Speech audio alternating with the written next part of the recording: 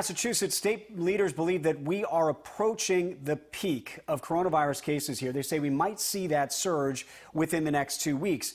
And that is why the governor is keeping things locked down here. But with that lockdown comes a lot of economic harm. As WBZ's Ken McLeod reports, there is a new relief fund now in the state to try to help. The state's newest relief fund seeks to throw another safety net under folks knocked down by the devastating impacts of COVID-19. And once again, it's a partnership of many hands.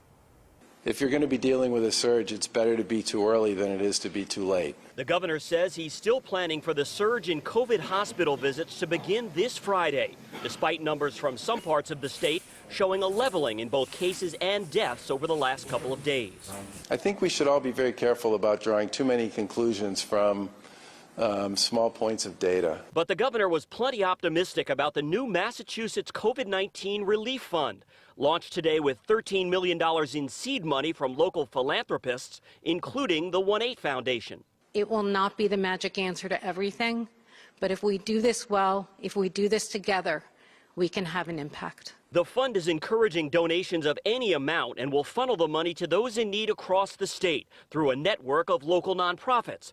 The First Lady helped pull it all together. We have proven time and again that we will work together, support each other, and do whatever it takes to overcome any challenge. Her husband is still chipping away at the task of acquiring coveted medical gear.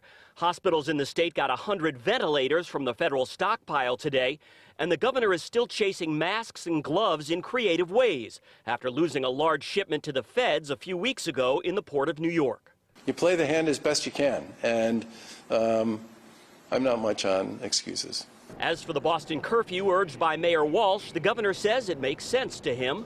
If you don't have to leave home, don't.